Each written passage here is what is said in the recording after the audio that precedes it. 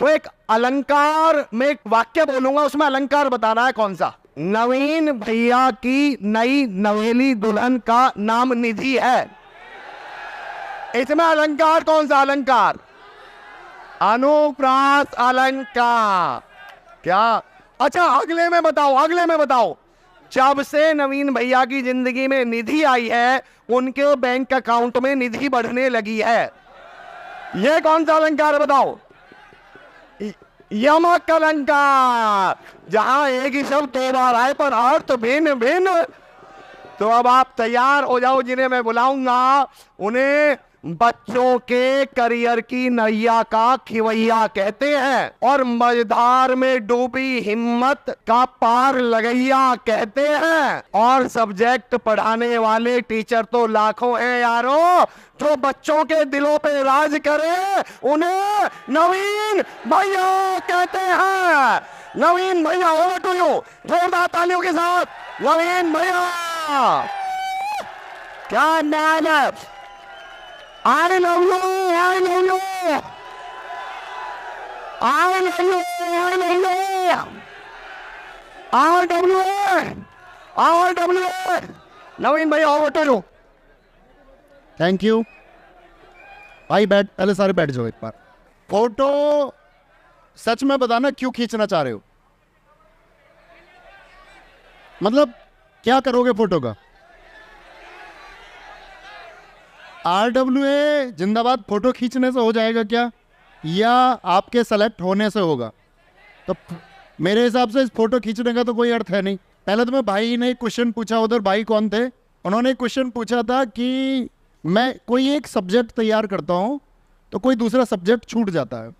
दरअसल में जब हम लोग मीटअप करने आते हैं तो उस मीटअप का सबसे बड़ा उद्देश्य ये नहीं होता कि हम लोग आपके पास फ़ोटो खिंचवाने आ रहे हैं, या हमें कोई एक अजीब खुशी मिलेगी या विशेष खुशी मिलेगी कि आप हमारे साथ फ़ोटो खींचे। वो अनुभूति हो सकती है उसकी, लेकिन उसका असली उद्देश्य ये है कि शायद कहीं ऐसा कुछ प्रश्न तो नहीं है कि चाहे हमारी कॉलिंग टीम बेशक कितना भी काम करती हो तब भी छूट जाता हो। जैसे एक भाई ने अभी बिहार से बताया कि उनका फॉर्म भरते टाइम डिस्ट्रिक्ट का गलत चुनाव हो गया। तो ये मीटअप का उद्देश्य ये है कि आप उन बातों को पहुंचाएं जो ज़रूरी हैं, जो स्टूडेंट्स के भविष्य के लिए ज़रूरी है। इसका बिल्कुल उद्देश्य ये नहीं है कि आप मेरी कोई तारीफ़ करें। प्लेटफॉर्म की तारीफ़ करने के लिए आपको उस प्लेटफॉर्म को आपने इतना प्यार दिया है कि वो पूरे भारत भर में एक विशेष पहचान रखता है, और वो आपके प्यार की वजह से ही। और उस प्यार में सबसे ज़्यादा शामिल है उन सेलेक्टेड बच्चों का भरोसा जो खुद को सफलता तक पहुंचा चुके। तो भाई के क्वेश्चन का आंसर मैं देता हूं दोस्त। होता क्या है, बड़ा अच्छा क्वेश्चन भी है। कभी कभी आपने देखा होगा तैयारी करते टाइम क्या होता है कि हम किसी विषय को अपना बड़ा पसंदीदा विषय समझ लेते हैं। किसी के लिए मैथ हो सकता है, किसी का अंग्रेजी हो सकता है, किसी का रीजनिंग हो सकता है, हिंदी, ऐसा होता है ना।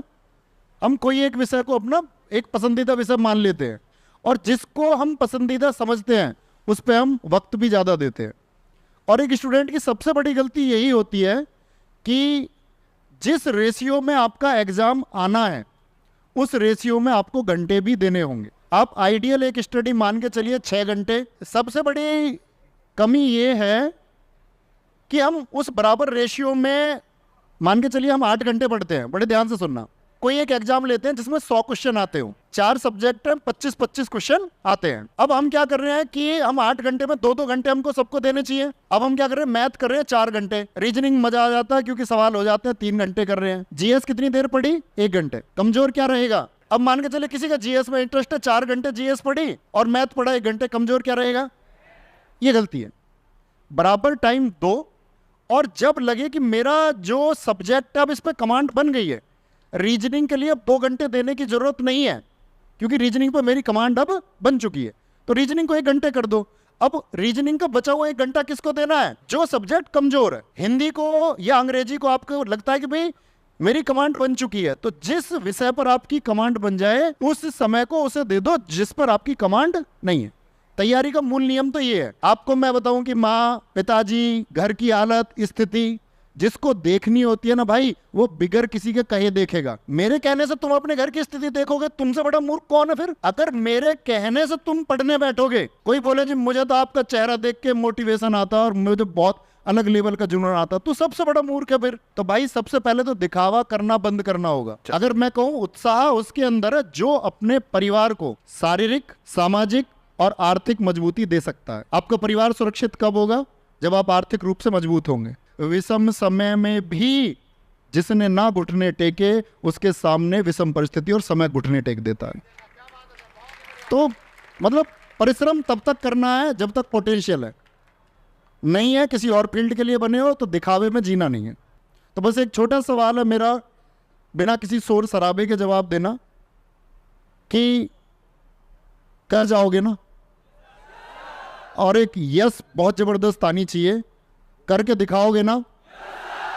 तो करके दिखाना है और सफल हो जाना है। ख्याल रखिए। नमस्ते।